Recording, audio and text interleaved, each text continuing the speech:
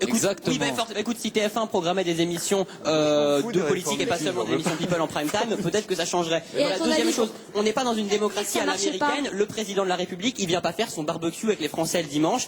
Le président de la République, il est représentant de la France à l'étranger. Qu'est-ce qui te choque qu'il aille faire ça? Attends, le président de la République, c'est quand même une fonction sacrée. Enfin, je veux dire, il y a quand même quelque chose de président de la République. Il y a quelque chose sacré dans la société. Adrien, on va laisser parler Étienne et j'aimerais savoir ce que nos invités en pensent. Attends, Adrien, un instant. Étienne, là, il parle de fonction sacrée, alors que il me parle tout le temps de tout, on doit tous être égaux, et là il me parle de fonction sacrée, que le président ça doit être une entité différente de tout ça. Oui, il peut montrer l'exemple, mais aussi il peut être proche des Français, et tu me le réclames tout le temps. À chaque fois tu dis, oui, il faut qu'il soit proche des Français, et là qu'est-ce que tu dis? Au contraire, tu dis, qu'il soit sacré.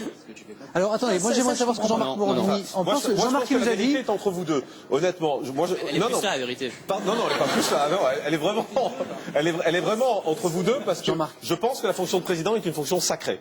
Moi, j'en suis convaincu. Mais je veux pas mettre le mot sacré. Je pense que le président doit pas se rabaisser, le président doit être digne, y compris dans toutes les photos qu'il fait. En même temps, que le président s'expose, ça a toujours été le cas. Ça a été le cas sous Giscard. Ça a été le cas sous Chirac. Mais on n'a pas franchi un cap là quand même. Mais là, simplement, dans l'intensité. Moi, je pense surtout que les médias sont plus demandeurs qu'avant. Voilà.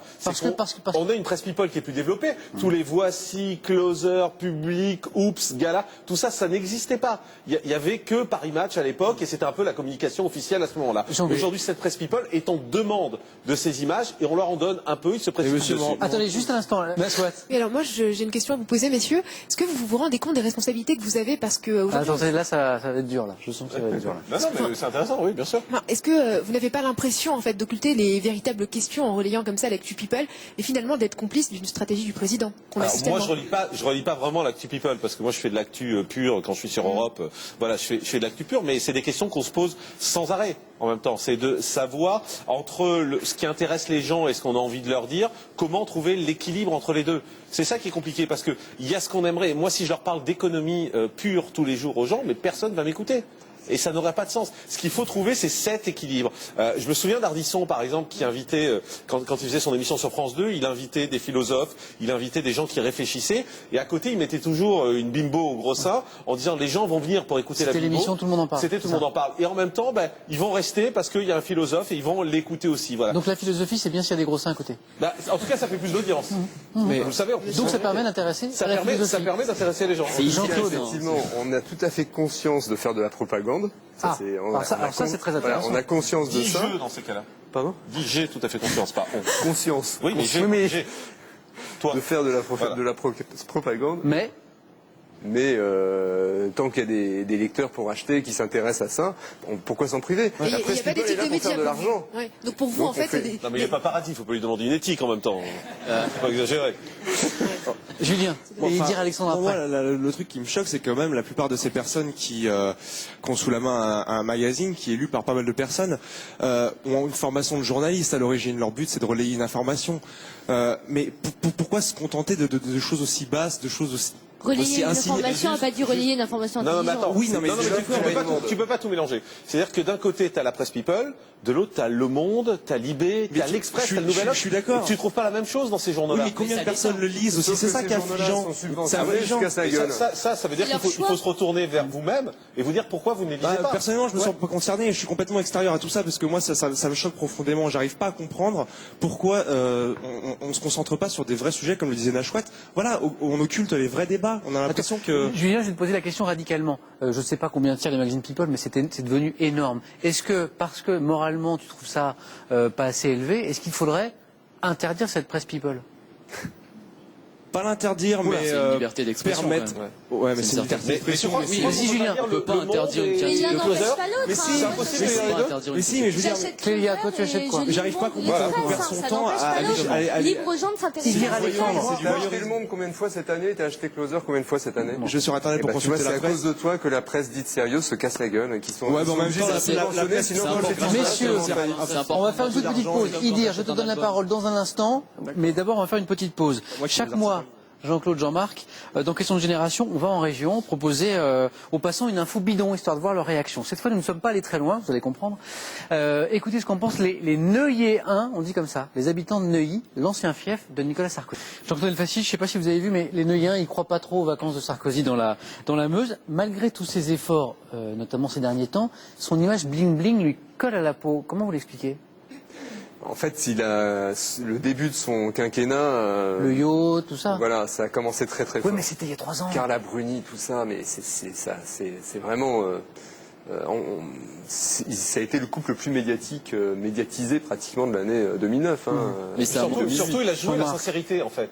Ça a été ça son problème au départ. C'est-à-dire, Jean-Marc. C'est-à-dire qu'il a été transparent, parce que quand Mitterrand partait en vacances, il n'allait pas ni dans la Creuse, ni dans la Meuse. Enfin, il allait aussi dans des grands palaces, etc. Simplement, personne n'en parlait à l'époque, c'était super secret. Là, c'est vrai que l'histoire du yacht, ça a énormément marqué les C'était juste Français. après l'élection. C'était juste après un yacht qui appartenait à Bolloré. Qui appartenait à Vincent Bolloré, effectivement, mais c'est un yacht où, en plus, c'est pas l'État qui a payé. Quand Mitterrand partait en vacances dans les palaces, c'est l'État qui payait.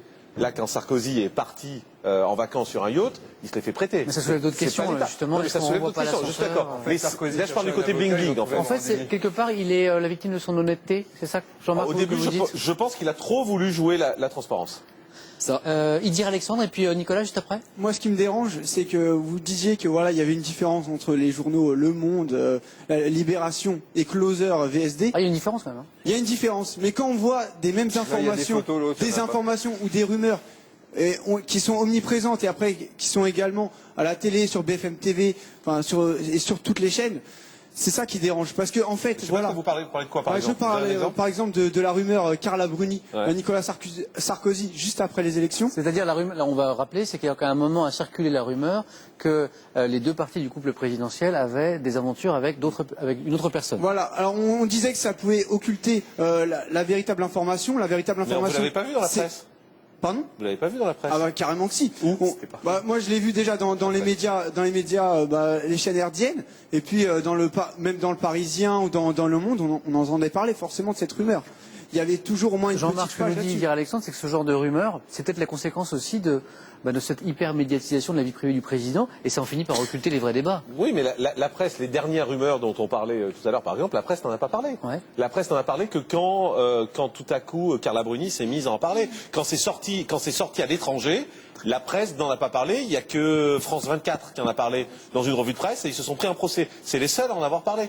Oui, Laïna, tu voulais ajouter quelque chose? Non, je disais juste que, j'étais d'accord d'un côté avec Clélia quand elle a dit que c'était une évolution, mais pour moi, c'est une évolution qui a fait qu'aujourd'hui, j'ai pas l'impression d'avoir un président. C'est-à-dire, tu as l'impression d'avoir quoi? J'ai un gouvernement en France qui certes travaille, mais le président, pour moi, c'est pas le président des Français, c'est une star, c'est plus un président. Il reste 25 secondes pour notre débat. Pourtant, comme disait Monsieur Morandini, il disait que c'est à cause de sa volonté de transparence au début que tout a joué contre lui. Et c'est ça que je trouve dommage, c'est que il a voulu être nouveau, et ça c'est vraiment ce que je trouve d'extraordinaire en lui, c'est qu'il a vraiment voulu faire quelque chose de nouveau. Et je pense que c'est l'immobilisme français qui a fait que on voulait pas ça maintenant, et donc on s'est dit on va tout mettre sur lui parce que il essaye de faire quelque chose de nouveau. On va dire ça. C'est le sifflet qui nous dit que ce débat est terminé. Ce débat-là, avant de passer au suivant, une tradition, une autre dans Question de Génération, on s'en fout, ça s'appelle. Ce qui a saoulé la jeune génération dans l'actualité de ces dernières semaines. Regardez, écoutez. Jean-Marc, Jean-Claude, la Grèce ou c'est génial parce qu'ils s'en foutent de tout en fait. La Grèce ça les intéresse pas, le foot ça les intéresse pas, le nuage ça les intéresse pas. En fait, il reste plus rien. Pas forcément tout. Jean-Marc, est-ce que vous trouvez, vous qui suivez l'actu tous les jours, que les médias français en ont trop fait d'une info ou d'une autre ces derniers temps? Franchement, je pense pas. Je pense que tout ça. L'affaire Ribéry, par exemple, la question peut peut-être se poser. L'affaire Ribéry, là, on est dans le people, de toute façon. Ouais. Là, c'est pour lui. C'est voilà. C'est le fait divers quand même. Un joueur de foot qui se tape une mineure, moi, personnellement, ça me dégoûte. Oui, mais enfin, quand elle fait la une de Paris Match et qu'elle pose avec une jupe, machin. Quand même. C'était du fait divers qui est devenu du people. Oui, c'est ça. C'est devenu du people aujourd'hui. Mais par exemple, la Grèce, c'est intéressant de s'intéresser à la Grèce. Je trouve dommage qu'on voit des jeunes qui disent la Grèce, ça nous intéresse pas. Surtout pour notre économie. L'équilibre de l'Europe qui est en jeu. Le nuage aussi, c'est intéressant. Peut-être que tu préfères lire Closer. Ouais, peut-être. Finalement, voilà.